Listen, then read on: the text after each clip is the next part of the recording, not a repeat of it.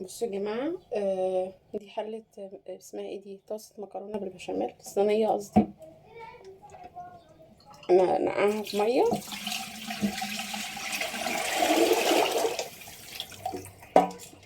ده منظرها، كلها دهون طبعا. هوريكم دلوقتي ازاي هنضفها بالفوطة بتاعت المواعين. بس الفوطة دي القديمة خالص بتاعتي، بصوا دي بقالها 5 سنين. طبعا المفروض ان الفوطة ما بتقعدش السنين دي كلها، بس يعني بصوا اتخرمت وحالتها حالة.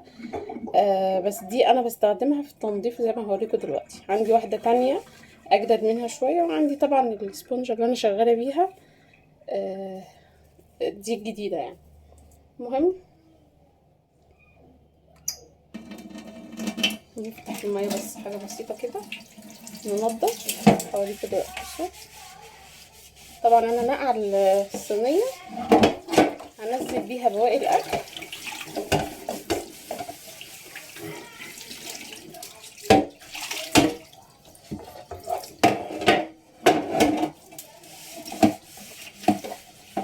عشان الناس بتقعد تقول ازاي وهنضف بفوطة الاطباق من غير صابون ومن غير بتاع. لا، اهو بالمية بس، وهوريكم دلوقتي النتيجة.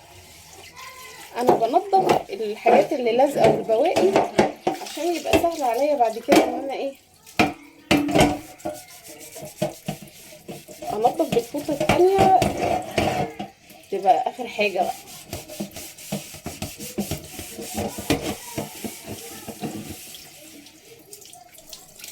انا دلوقتي بنزل بواقي الاكل مش بغسل، يعني ايه.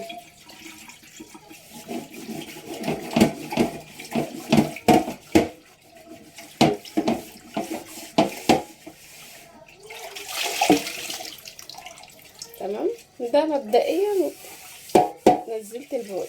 لسه طبعا ما نطفتش.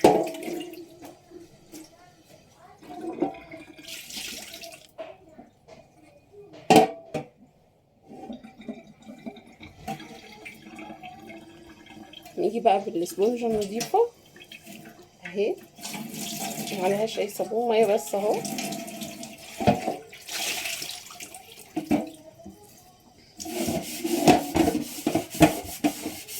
الناحية الخشنة الاول.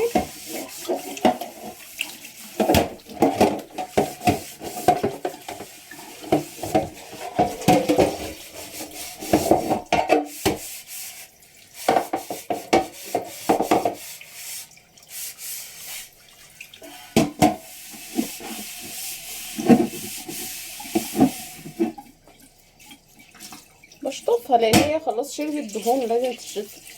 المفروض كمان ان انا ايه، يبقى معايا الصابونة الجرين بتاعتها، بس انا عايزة اوريكم من غير صابون خالص هيبقى وضع ايه. ابتدي بقى من الناحية الناعمة، اعيد عليها تاني. ممكن اطفي المية بس تبقى ايه، اخد راحتي.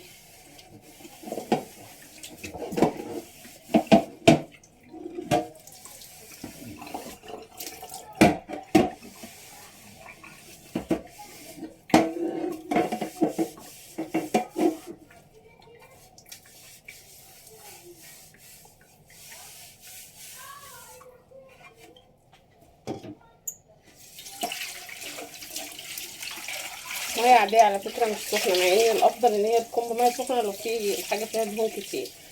انا بس ايه، اهي نطفت، مفيش اي زبلة ولا اي حاجة خالص. تمام. حابة ان انا بكون مدوبة مثلا نص شيت في كوباية مية، ممكن استخدم زيادة يعني لو انا عايزة. تمام. عايزة على كده انشف بقى فوطة الامتصاص. تمام بقى.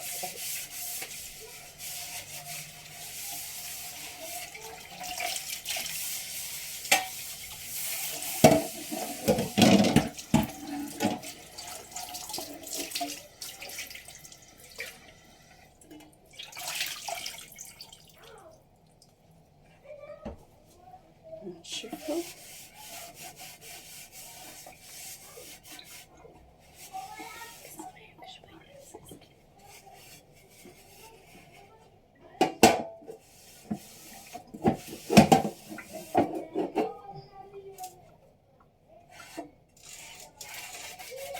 مفيش اي حاجة، نطفته زي الفل وبالمية بس.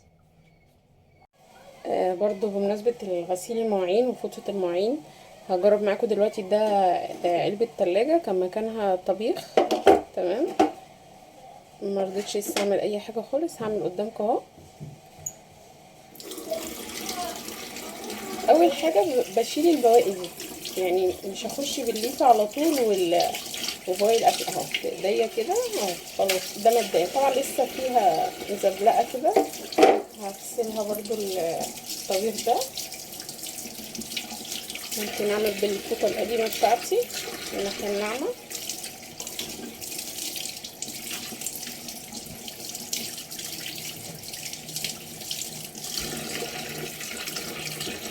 هتفتكر ان